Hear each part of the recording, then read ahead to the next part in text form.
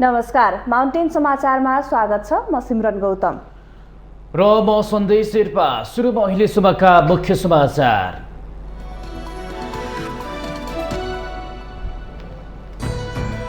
प्रतिनिधि सभा निष्क्रिय जस्तै अवस्थामा पुग्यो। जनप्रतिनिधिहरू निरीह बन्दै एमसीसी संसदमा टेबल भए संसदको सार्वभौमिकता कायम रहला कि नरहला भन्ने विषय पेचिलो प्रश्न बन्यो। सुरक्षाको भरपर्दो व्यवस्था गर्न रक्षा मन्त्रालय र मातहतका सबै निकायलाई प्रधानमन्त्री देउबाको निर्देशन। विकास निर्माण सहज बनाउन सुरक्षा उच्च प्राथमिकता हुनुपर्नेमा जोड। सडकदेखि सामाजिक सञ्जाल र सञ्चार माध्यमहरूमा एमसीसीकै चर्चा। एमसीसीको पक्ष र विपक्षमा आम नेपालीहरू नै विभाजित भइरहेको अवस्थामा दलहरू भने राजनीतिक स्वार्थमै लिप्त। सरकारद्वारा चितवनका भूमिहीनहरूलाई जग्गाधनी प्रमाणपत्र वितरण। लाल पूर्जा नहुँदा अधिकारको उपभोग वञ्चित हुनुपर्ने अवस्था अब अन्त्य भएको लाभग्राहीको विश्वास। मोरङ र ललितपुर हत्या प्रकरणमा मुख्य योजनाकार अनिल मण्डलसँगै अन्य 2 जना पक्राउ। कारोबारको नाफा हत्याउन 3 साझेदारको हत्या भएको मोरङ प्रहरीको खुलासा।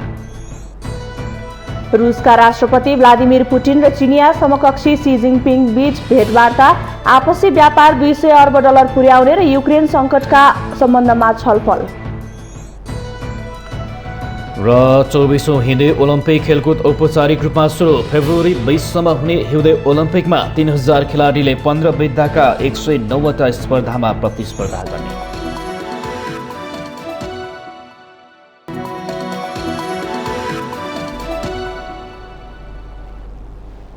अब समाचार विस्तारमा। लामो समयदेखि प्रतिनिधि सभा निष्क्रिय जस्तै अवस्थामा छ। सत्तापक्ष आफ्नो अडानमा कायम रहेर संसद सुचारू गर्न दिइरहेको छैन।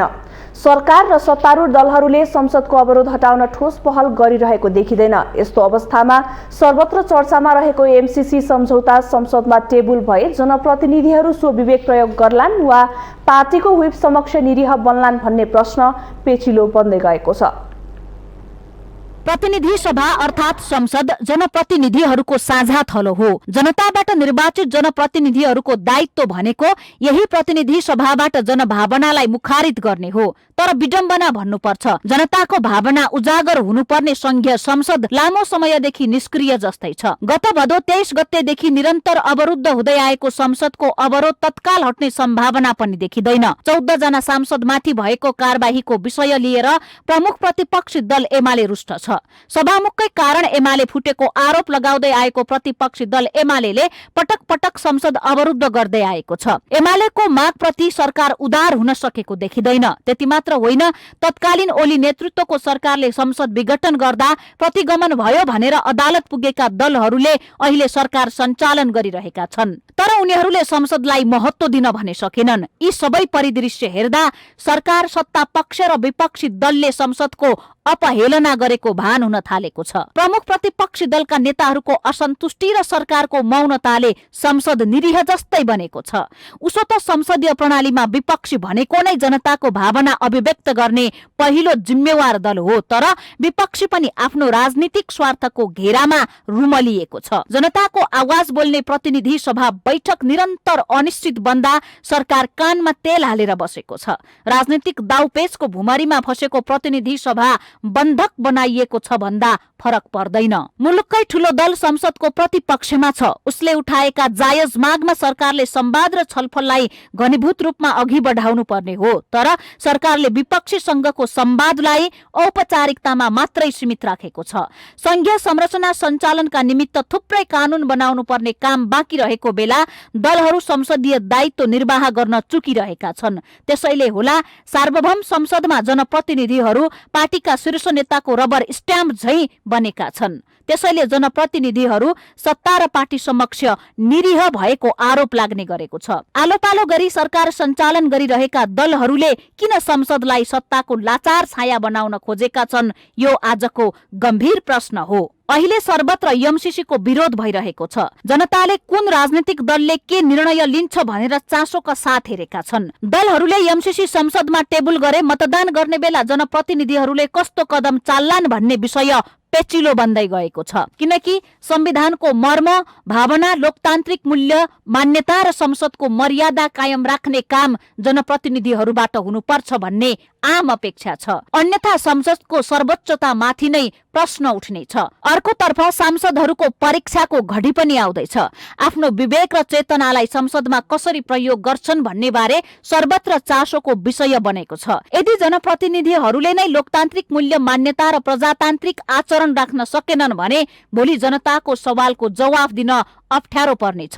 विकास र समृद्धिको यात्रामा विराम लाग्ने अवस्थामा मुलुकलाई पुर्याएका दलहरूले संसदको सार्वभौमिकता कायम नराख्ने संकेत देखिँदैछ। नेपालीहरूको आत्मनिर्णयको अधिकार नखोसियोस् भन्ने बारे जनप्रतिनिधिहरू सचेत नहुने हो भने भोलि नेपाल राष्ट्र र राष्ट्रियतामाथि नै गम्भीर सङ्कट आउन सक्छ।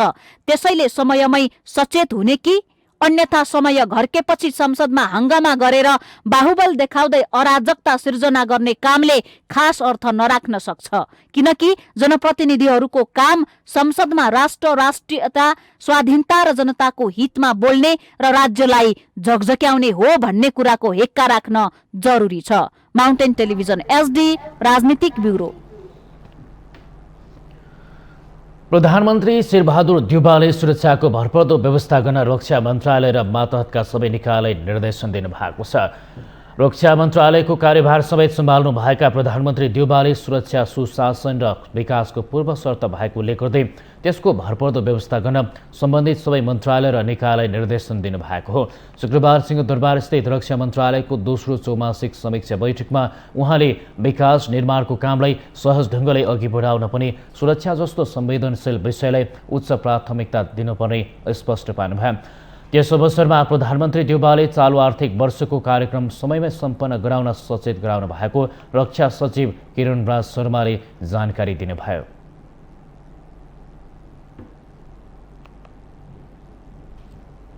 र समयमै आयोजनाहरू सम्पन्न गर्ने र कार्यक्रमहरूलाई उच्च प्राथमिकता राखेर समयमै सम्पन्न गर्ने हामीले यथेष्ट लक्ष्य राखेका छौँ र यसमा सबैको सहयोग, समन्वय र सहजीकरण भइरहेको छ। यहाँ सहयोग, समन्वय र सहजीकरणको लागि रक्षा सचिवको हैसियतले म हार्दिक धन्यवाद र कृतज्ञता ज्ञापन गर्दछु। त्यस अवसरमा नेपाली सेनाको सबलीकरण, आधुनिकीकरण, सैनिक विश्वविद्यालयको स्थापना लगायतका विषयमा पनि छलफल गरिएको रक्षा मन्त्रालयले जनाएको छ। रक्षा सचिव शर्माले बैठकमा आएका महत्त्वपूर्ण निर्देशन तथा सुझावलाई आत्मसात गर्दै कार्यान्वयनमा लैजाने प्रतिबद्धता व्यक्त गर्नुभएको छ।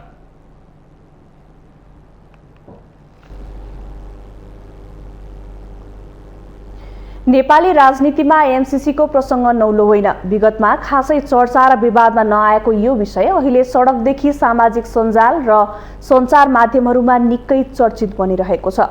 तर राजनीतिक दलहरूले एमसीसीको विरोधमा उठेका जनआवाजहरू सम्बोधन गर्ने प्रयास समेत गरेका छैनन्। जनभावनालाई किनारा लगाउँदै शीर्ष नेताहरू आफ्नो स्वार्थ र राजनीतिक भविष्य जोगाउन एमसीसीको प्रयोग गरिरहेका छन्। सरकार र सत्ताले कहिल्यै स्थिरता पाउन नसकेको नेपाली राजनीतिमा एमसीसीको विवाद भने धेरै पहिलेदेखि स्थिर छ। विक्रम सम्वत 2068 सालमा डाक्टर बाबुराम भट्टराईको प्रधानमन्त्रीत्व कालदेखि सुरु भएको एमसीसीको प्रसङ्ग एक दशकसम्म पनि साम्य हुन सकेको छैन। यो एक दशकको समयमा कयौं पटक सरकार परिवर्तन भयो। जनताले चुनेर सरकारको नेतृत्व गर्न पठाएका लगभग सबै शीर्ष नेताहरूले सरकार चलाए। पछिल्लो समय एमसीसीका बारेमा वास्तविकता नबुझी हल्ला गर्नेको संख्या 81 बढेर गयो, जसले गर्दा जनस्तरमा यसको व्यापक विरोध र सडक प्रदर्शन हुँदै आइरहेको छ।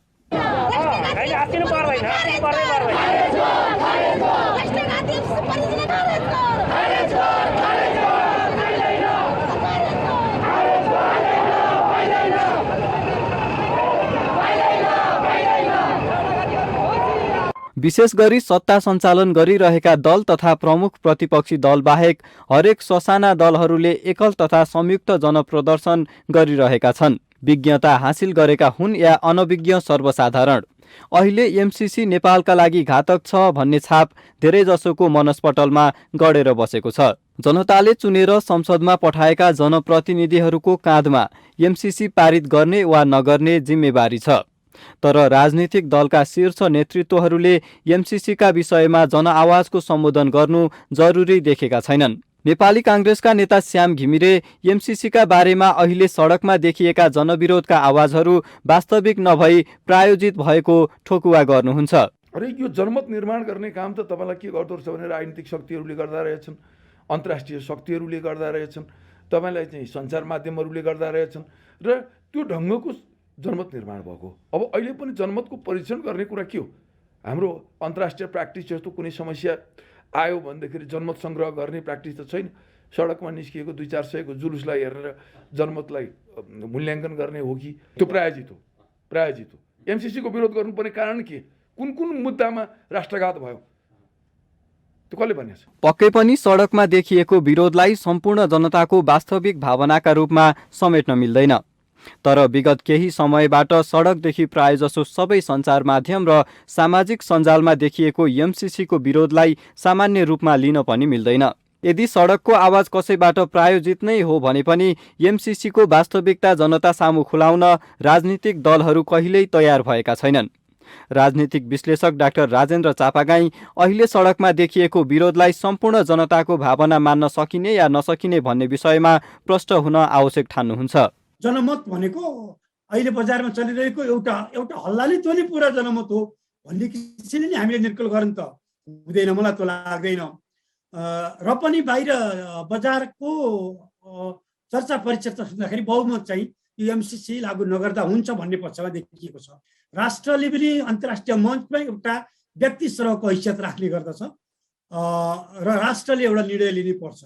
राष्ट्रले निर्णय लिँदाखेरि जनमतलाई बुझेर लिने हो। जनमतलाई लिने भनेको बजारमा चलेको हल्लालाई मात्रै जनमत मानेर लिने हो अथवा कुन प्रक्रियाले लिने हो भन्ने पनि आफैमा एउटा प्रश्न हो।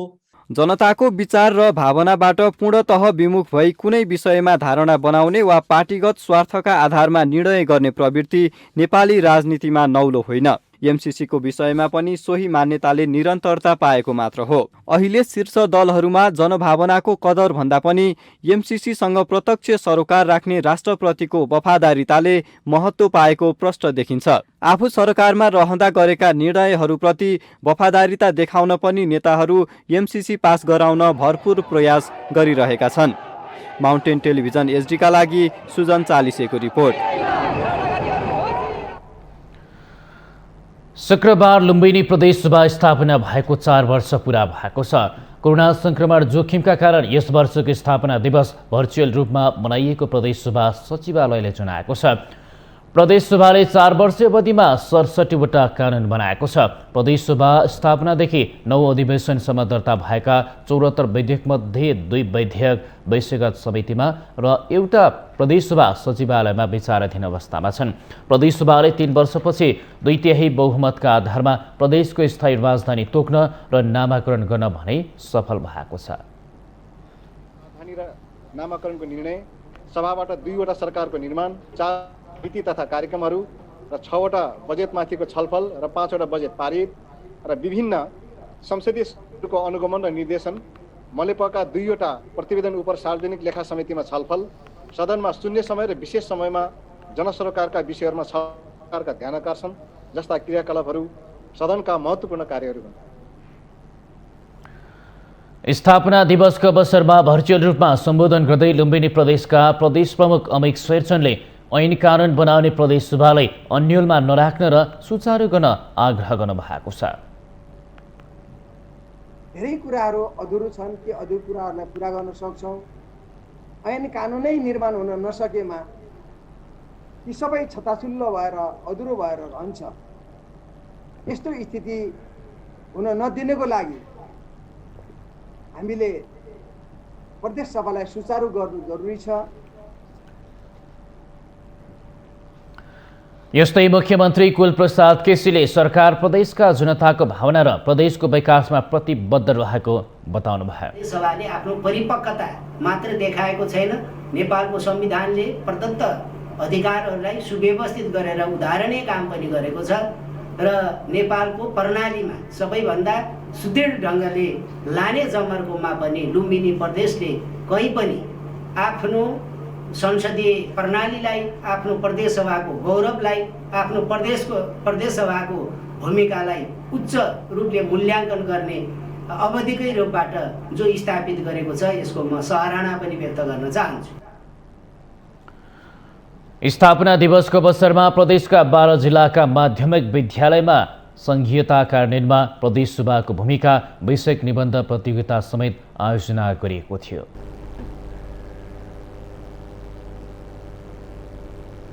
सरकारले चितवनका भूमिहीनहरूलाई जग्गाधनी प्रमाणपत्र वितरण गरेको छ। शुक्रबार चितवनको इच्छाकामना गाविस 7 तथा साबिकको जुटपानी गाविस 9 क का भूमिहीनहरूलाई सरकारले गाउँ ब्लक जग्गाधनी प्रमाणपूर्जा वितरण गरेको हो। प्रमाणपत्र वितरण कार्यक्रममा भूमि व्यवस्था, सहकारी तथा गरिबी निवारण मन्त्री शशि श्रेष्ठले लालपूर्जा नहुँदा राष्ट्रियताविहीन भएर बस्नु परेको अवस्थालाई केन्द्रित गर्दै जग्गाधनी प्रमाणपत्र वितरण गरिएको बताउनुभयो। उहाँले जग्गाधनी प्रमाणपत्र नहुँदा नागरिकता समेत नपाएको र संविधानले दिएको अधिकारको उपभोग समेत गर्न नपाएको बताउनुभयो।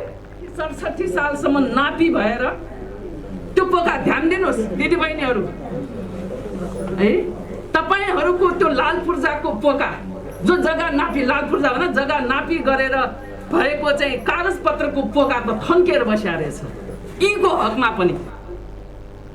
कार्यक्रममा जग्गाधनीको प्रमाणपत्र पाएकाहरूले खुसी व्यक्त गरेका छन्। अहिलेसम्मका सरकारले आफूलाई नेपाली नागरिक नै नठाने पनि यस सरकारले जग्गाधनी प्रमाणपत्र वितरण गरेर आफ्नो अधिकार दिलाएको बताए। खुसी लाग्छ, रमाइलो लाग्छ, राम्रो दुःख भएको छ नि। अहिले त अहिलेको सरकारले दियो के अरे, अब आउने सरकारले दिन्छ दिन्न। राम्रो लागेको छ। तपाईँहरूलाई धन्यवाद दिन्छु। यो सरकारले मध्यम मुरीको धन्यवाद दिन्छ। लाभग्राहीहरूले कानुनी रूपबाट जग्गाको धनी बनेपछि संविधानले दिएको अधिकार पाउनेमा विश्वस्त रहेको बताए। माउन्टेन समाचारमा पालो भएको छ विश्रामको।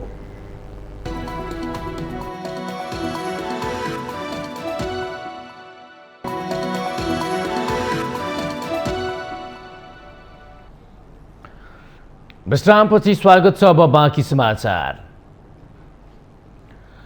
स्थानीय तहको निर्वाचन जेठ 4 गते गर्ने निर्वाचन आयोगको प्रस्तावमा सरकार सकारात्मक भएसँगै सत्तारूढ नेपाली काङ्ग्रेसमा निर्वाचनमा कसरी जाने भन्नेमा बहस सुरु भएको छ। सभापति शेरबहादुर देउबा सत्तारूढ गठबन्धनसँग मिलेरै चुनावमा जानुपर्ने पक्षमा हुनुहुन्छ, तर नेपाली काङ्ग्रेसको इतर पक्ष एकै प्रतिस्पर्धामा जानुपर्ने भन्दै आइरहेका छन्। आगामी निर्वाचनमा चुनावी गठबन्धन गर्ने कि नगर्ने भन्ने विषयले काङ्ग्रेसभित्र अन्तर्द्वन्द्व चर्किँदै गएको छ। सभापति एवं प्रधानमन्त्री शेरबहादुर देउवा वर्तमान सत्ता गठबन्धनलाई आगामी निर्वाचनसम्मै निरन्तरता दिने पक्षमा हुनुहुन्छ, तर नेता शेखर कोइराला समूह र कार्यकर्ताको ठूलै पंक्ति भने निर्वाचनमा गठबन्धन गर्न नहुने पक्षमा उभिँदै आएको छ। निर्वाचनको मिति नजिकै जाँदा गठबन्धनका कारण काङ्ग्रेसभित्र अन्तर्द्वन्द्व झन बढेर जाने देखिएको छ। निर्वाचनमा अन्य दलसँग गठबन्धन गर्ने कि नगर्ने भन्ने विषयमा पदाधिकारी र शीर्ष नेताहरू बीचकै मतभेद देखिएको हो, जसले गर्दा गठबन्धन सरकार नै धरापमा परेको छ। सत्तारूढ गठबन्धनमा रहेका मुख्य दलले स्थानीय तहको निर्वाचन र अमेरिकी सहयोग परियोजना एमसीसीलाई लिएर देउवामाथि दबाव निरन्तर बढाउँदै गएका छन्। एमसीसीकै कारण पनि सभापति देउवा गठबन्धन टुटाउने पक्षमा नदेखिएको राजनीतिक विश्लेषक विष्णु भट्टराईको बुझाइ छ। शेरबहादुर देउवा यो सँगै जान चाहने, किनभनेदेखि गठबन्धनले नै मलाई आदि इत्यादि बनाछ, लेफ्टरले पनि सहयोग गर्लान् भनेर। शेखर कोइरालाजीहरू के भन्ने भने होइन, एमसीसीलाई पास गर्नको लागि नेपाली काङ्ग्रेस त तयारै थियो, तर यो चाहिँ गठबन्धनमा रहेको माओवादी र समाजवादी कम्युनिस्ट पार्टीको कारणले गर्दाखेरि पो यो तलमाथि भएको हो भनेर, अनि डेमोक्रेटिक वर्ल्डको साथ चाहिँ हामीलाई हुनुपर्छ हुन्छ भन्ने हिसाबले यो उनीहरूको बिचमा यो द्वन्द्व भएको। स्थानीय तहदेखि प्रदेश हुँदै संसदीय निर्वाचनसम्म सत्ता गठबन्धन दलबीच तालमेल गर्ने वा एक्लै जाने भन्ने विषयमा नेपाली काङ्ग्रेसमा दुई धार देखिएपछि काङ्ग्रेसमा मात्र होइन गठबन्धनभित्र पनि विभिन्न टिक्का टिप्पणी हुँदै आएको छ। माओवादी केन्द्र र एकीकृत समाजवादीलाई पनि तत्काल गठबन्धन टुटे पार्टी कमजोर हुने त्रास छ, जसले गर्दा उनीहरू गठबन्धन जसरी पनि कायम राख्न चाहन्छन्। उता देउवा निकट केही नेता तत्काल गठबन्धन छाड्ने पक्षमा छैनन्। गठबन्धनमै गएर बढी सिट जित्ने अनि सरकार चलाउने काङ्ग्रेसको दाउ छ। त्यति मात्र होइन, गठबन्धन टुटे एमाले र माओवादी बीच चुनावी तालमेल हुन सक्ने सभापति देउवा निकट नेताहरूको आशंका छ। यो सरकारले नै निर्वाचन गर्नुपर्छ भन्ने धारणा हाम्रो, त्यसकारणले नत्र निष्पक्ष हुँदैन। काङ्ग्रेस बाहेक, काङ्ग्रेसको नेतृत्व बाहेक अरूले गरेको चुनावमा चाहिँ नै विगतमा जनतालाई विश्वास छैन, किनकि धाँधली हुँदै आउने, बुथ क्याप्चर गर्ने, अनेक हत्कण्डा गर्ने गरेको देखिन्छ। त्यसले गर्दाखेरि के अरे चाहिँ नि अहिले चुनावसम्म जनताको चाहनै अनुसार पनि काङ्ग्रेसै जानुपर्ने जरुरी छ। तर गठबन्धनलाई निरन्तरता नदिई एकल चुनावमा जानुपर्ने पनि बलियो संख्या काङ्ग्रेसभित्रै छ। शेखर समूह मात्र होइन, देउवा निकटकै केही नेताहरू समेत एक्लै चुनाव लड्नुपर्ने पक्षमा छन्। उपसभापति धनराज गुरुङ, महामन्त्री गगन थापा लगायत युवा नेताहरू निर्वाचनमा तालमेल गरे काङ्ग्रेसका लागि दुर्भाग्य हुने भन्दै सार्वजनिक रूपमा टिप्पणी गरिरहेका छन्। एकातिर चुनावी तालमेल र अर्कोतिर एमसीसीमा देखिएको फरक मत बढ्दै जाँदा कतै गठबन्धन टुट्ने त होइन भन्ने आशंका उब्जिएको छ। माउन्टेन टेलिभिजन एचडीका लागि बटुक राजगिरीको रिपोर्ट। काठमाडौँ उपत्यकाका डाँडा सहित देशका धेरै उच्च पहाडी र हिमाली जिल्लामा हिमपात भएको छ। पानी परेसँगै काठमाडौँको चन्द्रागिरी, फुलचोकी सहित हुम्ला, सोलुखुम्बु, बझाङ, बाजुरा, बैतडी, डोटी, दार्चुला लगायत जिल्लाका उच्च हिमाली तथा पहाडी क्षेत्रमा हिमपात भएको हो। बिहिबार रातिदेखि परेको वर्षाका कारण उपत्यका आसपासका विभिन्न डाँडा र भन्ज्याङहरूमा परेको हिमपातका कारण चिसो बढेपछि जनजीवन प्रभावित बनेको छ। मुलुकको पश्चिमी भागमा बिहिबारदेखि नै वर्षा सुरु भएको हो भने गण्डकी प्रदेश भन्दा पूर्वी भागमा शुक्रबार बिहानैदेखि वर्षा भएको हो। यो समयमा सबैभन्दा बढी वर्षा डोटीमा भएको छ। सुदूरपश्चिमका जिल्लामा बिहिबार दिउँसोदेखि पानी पर्न सुरु भएसँगै बिहिबार रातिदेखि हिमपात सुरु भएको हो। हिमपातका कारण बझाङको टेलिफोन यातायात र विद्युत सेवा समेत ठप्प भएको छ। बैतडी बझाङ जोड्ने जय पृथ्वी राजमार्ग अन्तर्गत ढोल्यामोड, श्रीभावर लगायतका दर्जन भन्दा बढी ठाउँमा बाक्लो हिउँ परेको छ, जसका कारण लामो तथा छोटो दूरीमा चल्ने दर्जनौं गाडी बीच बाटोमै अलपत्र परेका छन्। हिमपात भइरहेका कारण सड़क सञ्चालनमा ल्याउनमा पनि समय लाग्ने जिल्ला प्रहरी कार्यालयले जनाएको छ। यस्तै डोटीको खप्तड, गोलादेउ, नापानी, चर्केको लेक, बडी केदार स्थान, अल्याडी, चौरीबाज, ओखरखाली, मुस्ताल, देउताल, शिखरगाड क्षेत्रमा पनि बिहिबारदेखि हिमपात भइरहेको छ। यता सोलुखुम्बुको सदरमुकाम, सल्लेरी सहितका क्षेत्रमा भारी हिमपात भइरहेको छ। सड़कमा बाक्लो हिउँ जमेका कारण गाडी चल्न सकेका छैनन् भने हावाहुरीका कारण मध्य प्रदेशमा 3 जनाको ज्यान समेत गएको छ। हावाहुरीले रुख ढल्दा धनुषामा 2 विद्यार्थी र घर ढल्दा रौतहटमा 1 महिलाको ज्यान गएको हो। यता रसुवाको उच्च हिमाली भेग सहित धेरै स्थानमा हिमपात भएको छ। हिमपात भएसँगै बढेको चिसोले उत्तरी रसुवाको जनजीवन प्रभावित भएको छ। गोसाईकुण्ड, चन्दनबारी, ठूलो स्याप्रू, लाङटाङ, नागथली, तातोपानी, गतल्याङ जस्ता उच्च स्थानमा भारी हिमपात भएको हो। वर्षा र हिमपातका कारण उपत्यकाबाट बाहिर जिल्ला जाने गाडी छुट्न सकेका छैनन्। हिमपातका कारण 3वटा राजमार्ग बन्द भएका छन्। यसैबीच कर्णाली प्रदेशको हिमाली जिल्ला हुम्लामा हिमपात हुँदा जनजीवन कष्टकर बनेको छ। हिमपातका कारण हवाई उडान प्रभावित भएका छन्। नेपालगञ्ज र सुर्खेतबाट उडान मार्फत गरिँदै आएको खाद्यान्न ढुवानी हिमपातका कारण रोकिएको छ। हिमपात भएपछि किसान भने खुसी भएका छन्। हिमपात र वर्षाले गहुँ लगायत हिउँदे बाली सप्रिने भएकाले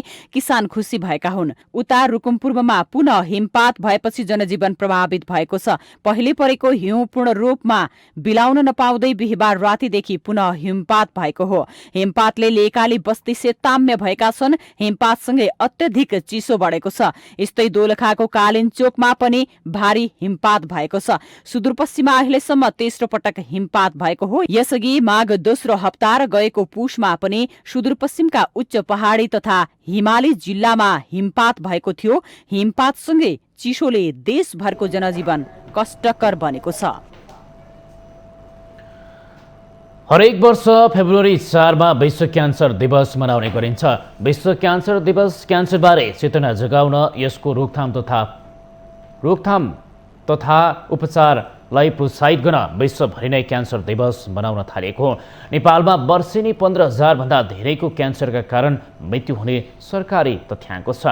राष्ट्रसङ्घले सन् 2000 को 4 फेब्रुअरीबाट मनाउन थालेपछि क्यान्सर दिवसको सुरुवात भएको हो। नेपालमा पनि विभिन्न जनचेतनामूलक कार्यक्रम गरी क्यान्सर दिवस मनाउँदै आएको छ। हरेक वर्ष फेब्रुअरी 4 तारिखमा विश्व क्यान्सर दिवस मनाइन्छ। क्यान्सर रोगको निवारणका लागि जनचेतनामूलक कार्यक्रम गरेर विश्वभर क्यान्सर दिवस मनाइएको छ। नेपालमा क्यान्सर बिरामीको संख्या वर्षेनी बढिरहेको स्वास्थ्य मन्त्रालयको तथ्याङ्क छ। खानपानमा ध्यान पुर्याए मात्रै पनि क्यान्सर लाग्ने जोखिम 40% कम हुने क्यान्सर रोग विशेषज्ञ डाक्टर अरुण शाहीको सुझाव छ। नेपालमा विगतका दिनमा क्यान्सरबाट प्रतिदिन 40 जनाको मृत्यु हुने गरेकोमा अहिले उक्त संख्या घटेर 38 मा पुगेको उहाँको भनाइ छ। क्यान्सर रोग लाग्न नदिन र समयमै पहिचान गर्नका लागि 50 वर्षभन्दा माथिका सबैको वर्षमा एकचोटि सम्पूर्ण शरीर निशुल्क परीक्षणको व्यवस्था सरकारले गर्नुपर्ने डाक्टर शाही बताउनुहुन्छ। क्यान्सर चाहिँ बढिरहेको छ। त्यसमा पनि सबैभन्दा धेरै चाहिँ अब हाम्रो जीवनशैली, खानपिन, रहनसहनमा सबै समस्या भएको कारणले गर्दाखेरि चाहिँ अहिले हामीले चाहिँ के बुझ्नुपर्छ भने नेपालमा मात्र होइन संसारभर चाहिँ क्यान्सरको रोगीहरू चाहिँ बढिरहेको छन्। अझ भन्नुपर्दाखेरि अब चाहिँ यो दीर्घ रोगहरूमध्येमा चाहिँ अहिलेसम्म त मुटुको रोग 1 नम्बरमा छ, क्यान्सरको रोग 2 नम्बरमा गइसक्यो।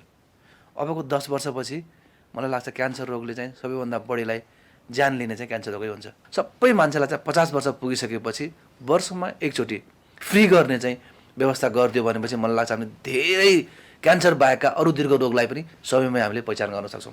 11 वर्ष पहिले भएको स्तन क्यान्सर निको भएपछि क्यान्सर सर्भाइभर सोसाइटी चलाएर बसेकी प्रमिता खनालले क्यान्सर भयानक रोग नभएको टिप्पणी गर्नुहुन्छ। तर क्यान्सर पहिचान गर्न र उपचार महँगो भएकाले धेरैको मृत्यु हुने गरेको उहाँको तर्क छ। नेपालका 77 वटै जिल्लामा क्यान्सर परीक्षण केन्द्र खोल्न आवश्यक रहेको खनालको सुझाव छ। उहाँले क्यान्सर रोगप्रति नकारात्मक सोचले गर्दा पनि बिरामीको आत्मबल कम हुने गरेको अनुभव सुनाउनुभयो। हामीले चाहिँ राइट टाइममा क्यान्सरको डायग्नोसिस हुने हो भने, सही उपचार हुने हो भने, राम्रो डक्टरको हातमा पर्ने हो भने र नियमित फलोअपहरू गर्ने हो भने यो क्यान्सर केही पनि होइन, हामीले यसलाई जित्न सक्छौँ भन्ने चाहिँ हामी उदाहरण, म लगायत धेरै दिदीबहिनीहरू यसको उदाहरणहरू हुनुहुन्छ। अब नेपालको लागि चाहिँ कस्तो भने क्यान्सरको उपचार असाध्यै महँगो छ। यो उपचार हामी नेपाली जनताहरूको लागि धेरै नै गाह्रो छ। वातावरण र खानपानमा उचित ध्यान नदिँदा क्यान्सर रोगका बिरामी बढ्दै गएको चिकित्सकको निष्कर्ष छ। त्यस्तै सुर्तीजन्य वस्तुको सेवन गर्नेको संख्या बढ्दै गएकाले पनि क्यान्सरको जोखिम बढ्दै गएको बताइएको छ।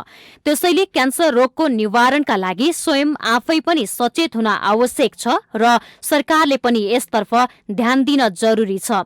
माउन्टेन टेलिभिजन HD का लागि क्यामेरामा अमर रावतका साथ बिन्दु अधिकारीको रिपोर्ट। माउन्टेन समाचारमा पालो भएको छ विश्रामको।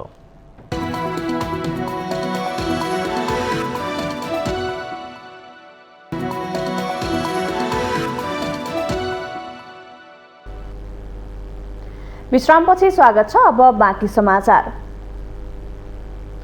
थारू समुदायको हराउँदै गएको कला संस्कृतिको संरक्षण गर्न दाङको घोराई उपमहानगरपालिकामा बनाइएको थारू नमुना ग्राम अहिले प्रयोगविहीन भएको छ। यसबाट 2065 सालमा बनाइएको यो नाम मात्रको नमुना भएको छ। घरहरू अहिले थोत्रो भएर छानो चुहिने, भित्ता मक्किएका तथा बेवारिसी अवस्थामा पुगेका हुन्। दाङको घोराही उपमहानगरपालिका 7 सिसहनियामा 13 वर्ष अघि 2065 सालमा थारू समुदायको कला संस्कृतिको संरक्षण गर्न थारू नमुना ग्राम बनाइएको थियो। थारू समुदायको संस्कार संस्कृतिको संरक्षणका साथै पर्यटकहरूलाई आकर्षण गर्दै अध्ययनको थलो बनाउने र त्यहाँको पहिचान प्रचार प्रसार गर्ने उद्देश्यले नमुना ग्रामको निर्माण गरिएको हो। तर अहिले उक्त नमुना ग्राम प्रयोगविहीन अवस्थामा अलपत्र परेको छ। कुनै पनि निकायबाट आवश्यक सहयोग नभएको र बजेट अभावको कारण जीर्ण अवस्थामा पुगेको स्थानीयको भनाइ छ। यहाँ भनेको अनुसार काम भएन, राम्रोसँग बस्न पनि बसिनन्, यो यहाँ भनेका कुराहरू पनि गरिनन्। त्यसको कारणले पनि जीर्ण अवस्थामा रह्यो। जुन यो संघीयता लागू भयो, अब पहिले जिल्ला विकास पछि त्यो अब खारिज भएर अब संघीयता लागूमा गएर अब नगर भइसकेपछि त्यो चाहिँ केही समयसम्म अलमल भयो, त्यो बजेटहरू पनि आएन। त्यस कारणले पनि यो जीर्ण अवस्थामा रहन। ग्राम स्थापनाको सुरुवाती चरणमा सबैको सहयोग भए पनि स्थानीय सरकार लगायत सङ्घ संस्थाहरूले चासो नदिँदा अहिले अलपत्रको अवस्थामा पुगेको नमुना थारू ग्रामका सञ्चालक समितिको तर्क छ। अनि जिल्ला विकास मार्फत छेउ हेर्नुहोस् यो थारू नमुना ग्राम हेर्नुहोस् बजेट अलि भएन, त्यहाँपछि यो चासो पनि त्यो सङ्घ संस्थाले दिनु भएन, त्यहाँपछि त्यो अल्पत्र पर्याप्त छ हेर्नुहोस्। जुन उद्देश्यले ग्राम निर्माण गरिएको हो सो अनुसार संरक्षण हुन नसक्दा र स्थानीय तहको बजेट नआउँदा अलपत्र परेको जनप्रतिनिधिको भनाइ छ। जीर्ण भएको छ सर। पहिले त अब त्यही त 60वटा त्यो देशको मान्छे पनि हेर्न आए हाम्रो ठाउँमा। यो ठाउँ पुरै त्यो अवलोकन भयो। अवलोकन गर्दाखेरि त्यसमा हामी सबै संलग्न भनौँ, गाउँका सबै थियौँ, यहाँ बसेका थियौँ त्यसमा। अनि त्यो आर्थिकको कमजोरीले पनि त्यो जीर्ण भएको हो सर। घोराही उपमहानगरपालिकाले भने थारू संस्कृतिलाई बचाइराख्न खाना सहितको होमस्टे सञ्चालनका लागि काम अगाडि बढाइएको दावी गरेको छ। जीर्ण भएको जुन अवस्था छ त्यसलाई सुधार गरेर लैजाने हाम्रो उद्देश्य छ र योजनाबद्ध ढङ्गले त्यो ठाउँमा अगाडि बढाउन चाहिँ हामी चाहन्छौँ। जुन खालको छाप्राहरू बने र तिनीहरूको अब संरक्षण चाहिँ छैन, त्यहाँको समुदायलाई पनि हामी अलिकति अब एक्टिभ बनाउने र तिनीहरूलाई इन्भल्भ गरेरै लैजानुपर्छ भन्ने चाहिँ हो। 5 बिघा जमिन नमुना थारू ग्रामको नाममा छ, तर थारू ग्राम भने 1 बिघामा मात्र सीमित छ। जीर्ण अवस्थामा रहेका घरमा मिथिला कला शैलीमा बनाइएका विभिन्न जनावर र औजारहरूको कलाकृति देख्न पाइन्छ, तर कला, सिप र संस्कृतिलाई कसरी जोगाउने भन्नेमा कसैको ध्यान जान सकेको छैन, जसले गर्दा अतिक्रमण बढ्नुका साथै सार्वजनिक सम्पत्ति हराउने खतरा पनि बढेको छ। माउन्टेन टेलिभिजन एचडीका लागि दाङ सहकर्मी विकास डाङ्गीको रिपोर्ट। उद्योग वाणिज्य तथा आपूर्ति मन्त्रालयले बजार अनुगमनलाई प्रभावकारी बनाउन निर्देशन दिएको छ। शुक्रबार वाणिज्य आपूर्ति तथा उपभोक्ता संरक्षण विभागमा सम्पन्न संयुक्त बजार अनुगमन समन्वय बैठकमा मन्त्रालयका सचिव दिनेश भट्टराईले मन्त्रालय मातहतका निकायलाई बजार अनुगमन प्रभावकारी रूपमा अघि बढाउन निर्देशन दिनुभएको हो। वाणिज्य विभागले बजार अनुगमन गरिरहेका भए पनि अन्य निकायहरूसँग समन्वय आवश्यक भएको सचिव भट्टराईको भनाइ छ। सबै निकायको समन्वयबाट बजार अनुगमन अझै प्रभावकारी हुने सचिव भट्टराईको विश्वास छ। संयुक्त बजार अनुगमन निर्देशिका तयार भइसकेको र मन्त्रालय स्तरमा छलफलसँगै बजार अनुगमनमा प्रविधिको प्रयोग गर्ने काम भइरहेको सचिव भट्टराईले जानकारी दिनुभयो। संयुक्त बजार अनुगमन निर्देशिका हामीले तयार गरेका छौँ, त्यो अहिले मन्त्रालय स्तरमा छलफलमा छ। त्यो कार्यान्वयन गर्ने, त्यसलाई चाहिँ स्वीकृत गरेपछि कार्यान्वयन गर्ने हिसाबले अगाडि बढाएको छौँ। त्यो विषयमा उहाँहरूका धारणाहरू बुझ्ने क्रममा उहाँहरूको सकारात्मक धारणा आएको छ। अब भोलि हामी कार्यान्वयन गर्दा उहाँहरू सबै निकायहरूबाट पर्याप्त सहयोग पाउँछौँ। नागरिक समाज, मिडिया र उपभोक्ता अधिकार कर्मी संस्थाहरूको समेत सहभागिता हुन्छ भन्ने हामीले अपेक्षा राखेका छौँ। उपभोक्ता समेत चनाखो बन्नुपर्ने भन्दै सचिव भट्टराईले कुनै पनि व्यवसायले कालोबजारी गरेको भेटे आफूले कठोर कारबाही गर्ने बताउनु भयो। आफ्नो सामान अब सबैभन्दा ठुलो जिम्मेवारी उहाँहरूसँग पनि छ। आफूले किन्ने सामानको बारेमा, त्यसको मूल्यको बारेमा, गुणस्तरको बारेमा उहाँहरूले जानकारी राख्नुपर्छ। त्यो जानकारी राखेर कहीँ कतै व्यथिति भएको छ, ठगिएको छ, गुणस्तरमा कम गुणस्तरको सामान प्राप्त भएको छ भने एकदमै प्रशासन कठोरतम कारबाही गर्नलाई वाणिज्य विभाग, वाणिज्य तथा आपूर्ति मन्त्रालय हामी निरन्तर रूपमा लागेका छौँ। यसमा सबै नागरिक समाज, उपभोक्ता अधिकार कर्मी र सबै जिम्मेवार नागरिकहरूको सहयोगको हामीले अपेक्षा गरेका छौँ। बैठकमा मन्त्रालय अन्तर्गतका विभिन्न निकाय, उपभोक्ता अधिकार कर्मीसँगै सरोकारवाला निकायको उपस्थिति रहेको थियो।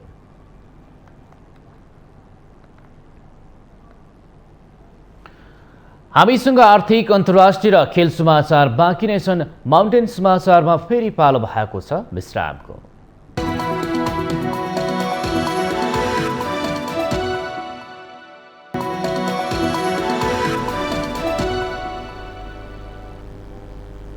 विश्रामपछि स्वागत छ। अब पालो आर्थिक समाचारको।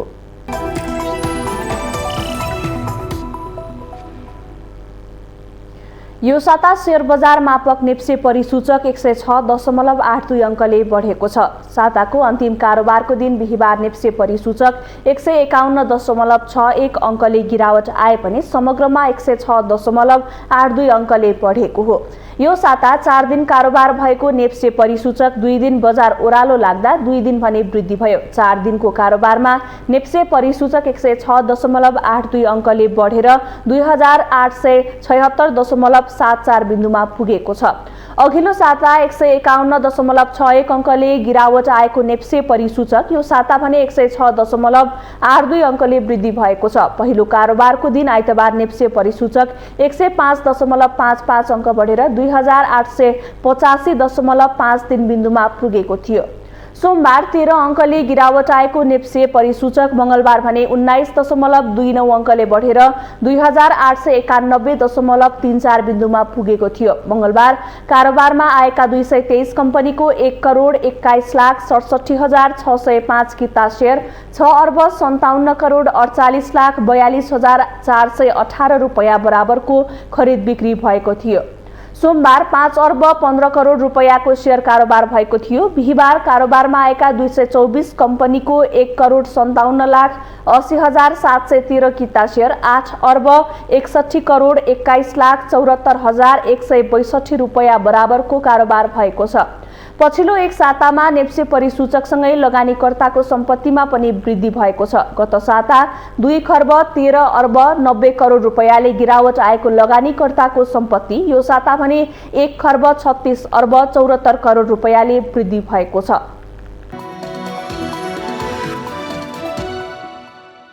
यो सँगै हामी माउन्टेन समाचारको अन्त्यमा आइपुगेका छौं। जाँदा जाँदै मुख्य समाचार पुनः एकपटक।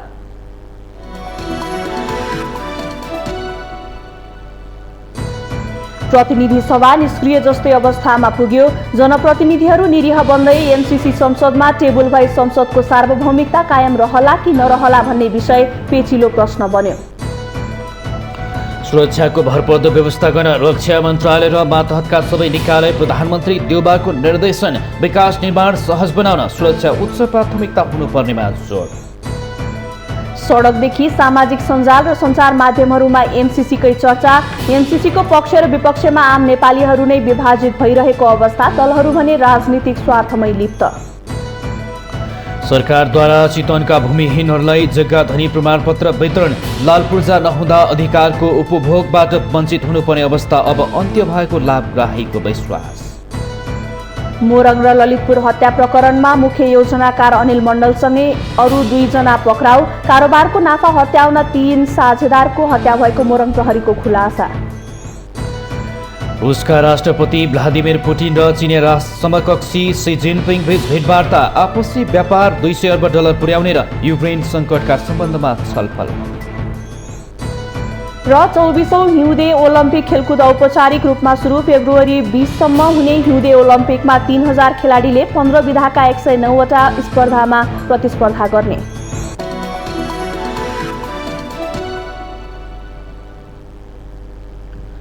माउन्टेन समाचार अहिलेलाई सकियो। सत्य, तथ्य र निष्पक्ष समाचारका लागि हेर्दै गर्नुहोला माउन्टेन टेलिभिजन एचडी। नमस्कार।